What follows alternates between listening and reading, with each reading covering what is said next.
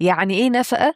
وإيه الفرق ما بين النفقة الزوجية ونفقة المتعة والعدة والمؤخر وكمان نفقة الأولاد؟ لو بدأنا نتكلم على أنواع النفقات فأول نوع هو هيكون النفقة الزوجية.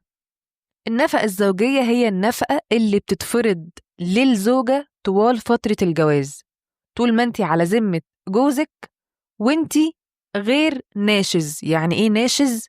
يعني وفقا للتعريف الشرعي والقانوني ان انتي مش خارج عن طاعة زوجك، ما بتسمعيش كلامه، بتسيبي مسكن الزوجية فترة طويلة من غير مبرر ومن غير سبب ومن غير ما بتكوني معرفاه. ممكن تروحي البيت أهلك، تروحي أي مكان، انتي ما بتسمعيش كلامه نهائي.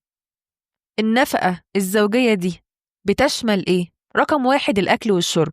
ممكن ترفعي نفقة علشان يكون ليكي دخل تقدري تاكلي وتشربي منه. ممكن ترفعي نفقة اسمها نفقة الكسوة عشان يوفر لك هدوم. ممكن تعملي تمكين من مسكن الزوجية لو هو مطلعك بره مسكن الزوجية، ليكي الحق انك تتمكني من الشقة طول ما انت على ذمته، او انه يوفر لك مسكن، او انه يديكي فلوس مثلا علشان يوفر لك مسكن طول ما انت على ذمته. وطبعا نفقة الحمل والولادة، لو انت حامل ليكي نفقة اسمها نفقة الحمل لحد ما تولدي بالسلامة، ساعتها النفقة بتتوقف لحد هنا. طيب، ميعاد المطالبة بالنفقة الزوجية أيا كان النوع اللي اتكلمت فيه، الزوجة تقدر ترفع دعوى النفقة الزوجية إمتى؟ أول لما الزوج يمتنع عن الصرف. طيب، رفعت نفقة زوجية واتحكم لي مثلا ب1000 جنيه نفقة زوجية أو أيا كان النوع اللي اتكلمت عليه، وعدى شهر على التاني على التالت على الرابع على الخامس على العاشر، بقى 10 شهور، أنا ليا 10 شهور نفقة عند زوجي. ممكن ترفعي دعوة اسمها دعوة متجمد نفقة، بيجمع لك الشهور دي كلها وبتاخديها مرة واحدة.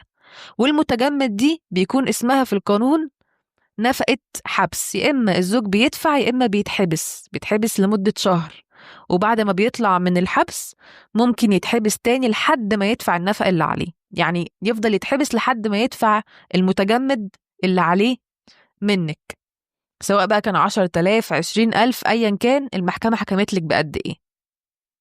طيب، النفقة بتتحسب بناء على ايه؟ بناء على دخل الزوج، مش على حسب رغبتك. يعني ما تروحيش تقولي انا هرفع قضية نفقة على جوزي وعايزة يتحكمني مثلا ب5,000 جنيه، لا، هي المحكمة بتحكم بناء على التحري الوارد ليها من دخل الزوج، سواء كان شغال في شغل رسمي فبنجيب إفادة من الشركة اللي شغال فيها، او ان المحكمة بتعمل تحري عن طريق الاسم وبيجيب له إفادة برضو إن هو بيكسب مثلا مبلغ قد كده. بناء على التحري اللي جه بتحكم المحكمة بالنفقات بتاعتك.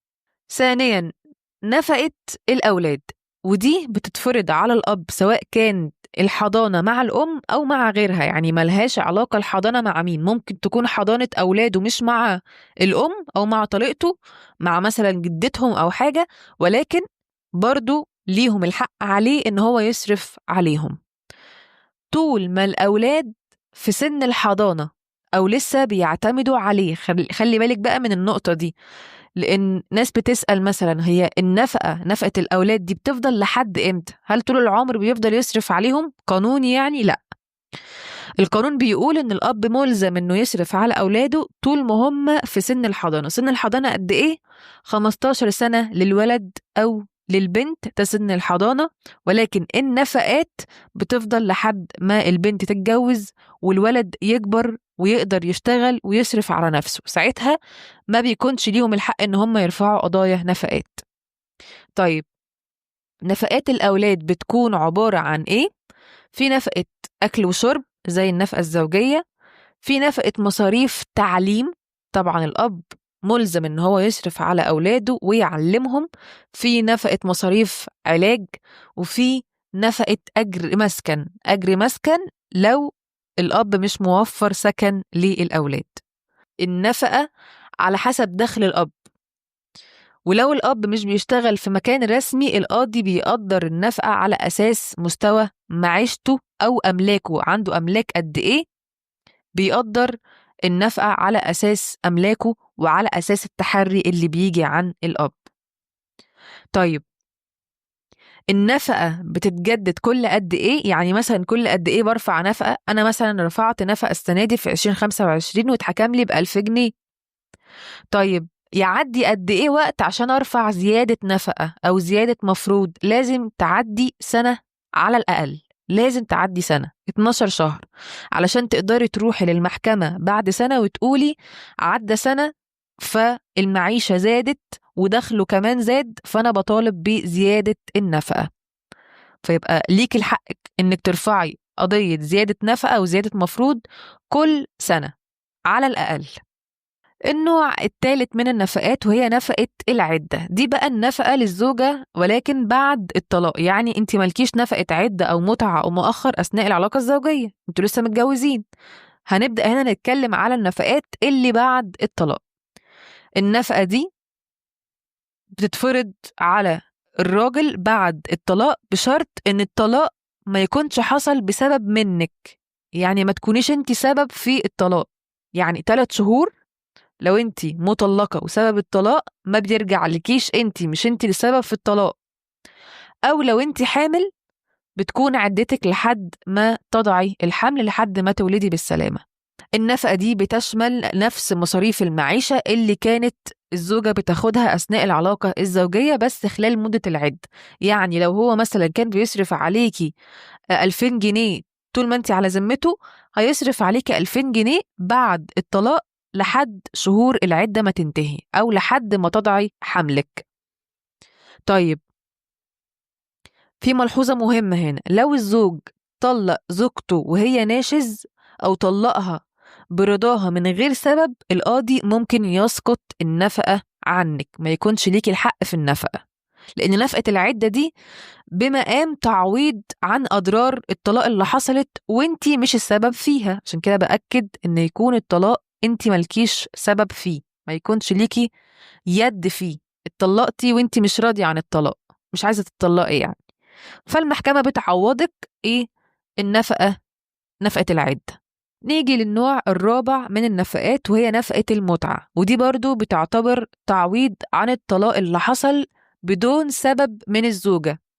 القانون بيقول إن المتعة لا تقل عن 2 من النفقة الشهرية اللي كانت بتاخدها الزوجة وقت الجواز.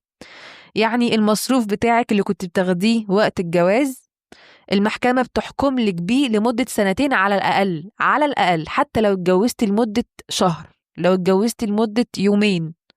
نفقة المتعة في القانون بتتحسب عن فترة لا تقل عن 2، حتى لو فترة الجواز تاني بأكد كانت لمدة يوم واحد. شوفي جوزك كان بيصرف عليكي قد إيه مصروف، المحكمة بتحكم لك بالمصروف ده لمدة 2 على الأقل، وطبعا ممكن أكتر، ممكن يزود المدة أكتر من 2. النوع الخامس وهي نفقة المؤخر. نفقة المؤخر غير المتعة والعدة، يعني المتعة والعدة بتكون مبلغ شهري بيدفع لك كل شهر من الزوج، ولكن المؤخر بيكون حق ثابت للزوجة بيتكتب طبعا في عقد الزواج في قسيمة الجواز، وبيكون دين على الزوج بيدفعه مرة واحدة وقت الطلاق أو بعده، تمام؟ مش بيسقط إلا لو الزوجة سامحته في المؤخر. طب الفرق ما بين المؤخر والنفقة، المؤخر بيدفع مرة واحدة كمبلغ مالي كدين مالي، إنما النفقات زي المتعة والعدة بتكون نفقات شهرية أو مستمرة. نيجي للنوع السادس من النفقات وهي نفقة الحضانة أو الرضاعة. لو الزوجة عندها طفل رضيع ليها نفقة رضاعة مستقلة عن نفقة الطفل نفسه. يعني نفقة الطفل احنا اتكلمنا فيها هي الأكل والشرب، السكن، التعليم، العلاج، ولكن نفقة الحضانة أو الرضاعة دي مستقلة عن نفقة الطفل نفسه، دي بتكون ليكي انتي وبيكون اسمها أجر. أي حاجة انتي بتستحقيها لنفسك بعد الطلاق بيكون اسمها أجر، لأن دي بتكون رايحة ليكي انتي كأم مسؤولة أو بتراعي الأطفال، فده أجر ليكي انتي. لكن أثناء العلاقة الزوجية بيكون اسمها نفقات لأنك لسه على ذمة جوزك.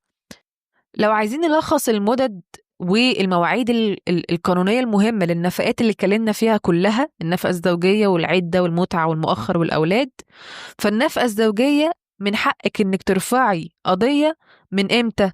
طول ما انت على ذمة جوزك وانت مش ناشز، واول ما يمتنع عن الصرف. اول لما يقولك انا مش هصرف، او اول لما بيشيل ايده من المصاريف يقولك اعملي اللي تعمليه انا مش هصرف حاجة عليكي، وانت لسه على ذمته، بيكون ليك الحق في انك ترفعي قضية نفقة زوجية من وقت امتناع الزوج عن الصرف. بالنسبة لنفقة العدة بتكون مدتها 3 شهور زي ما قلتلك، أو لحد الولادة لو انت حامل. فخلال الفترة دي، خلال ال3 شهور أو خلال الولادة، تقدري ترفعي نفقة العدة.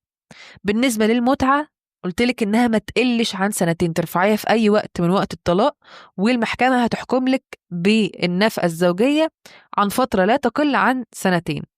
نفقة المؤخر مبلغ ثابت وبيعتبر دين على الزوج وبيدفع بعد الطلاق، وهو غير المتعة والعدة، هي مش نفقات شهرية، هو مبلغ ثابت بيدفع مرة واحدة. نفقة الأولاد مستمرة طوال فترة الحضانة للأولاد، طوال سن الحضانة، طول ما هم لسه في سن الحضانة تقدري ترفعي قضايا نفقات للأولاد في أي وقت. وطبعا لو عندك أكتر من ولد بترفعي لكل ولد نفقات منفصلة عن التاني، يعني مش كلهم بترفعي لهم قضية نفقة واحدة، لا، لكل ولد بترفعي له نفقات مختلفة، أكل، شرب، مسكن، علاج، تعليم، لكل واحد فيهم. في كام سؤال مهمين كده جولي عايزة أرد عليهم بسرعة في نهاية الفيديو.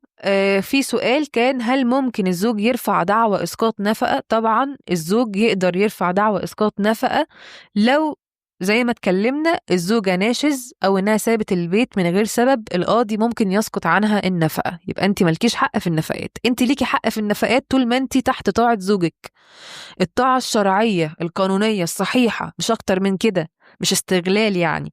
ولكن لو انت ناشز ما بيكونش ليك الحق في النفقات. كان سؤال تاني بيقول: هل النفقات بتتغير؟ النفقات بتتغير لو الأسعار زادت وبتزيد أو دخل الزوج بيزيد، بس علشان تروحي ترفعي زيادة نفقة أو زيادة مفروض اللي هي النفقة، يعني لازم تعدي سنة على الأقل من وقت النفقة اللي انت رفعتيها تقدري تطالبي بالزيادة. آخر سؤال: هل كل النفقات بتترفع في دعوة واحدة؟ ممكن ترفعي كل النفقات، اتكلمت في النقطة دي، ممكن ترفعي كل النفقات في قضية واحدة، ولكن الأحسن ليكي إنك ترفعي كل نفقة منفصلة عن التانية وتكون في دعوة مستقلة علشان التقدير يكون أدق وأوضح. في النهاية كل نفقة بيكون ليها شروطها ومدتها وطريقة المطالبة بيها، لكن الأهم إن الزوجة تكون عارفة حقوقها وتسجل كل موقف علشان تقدر تثبت امتناع الزوج عن الصرف وقت ما ترفع الدعوة.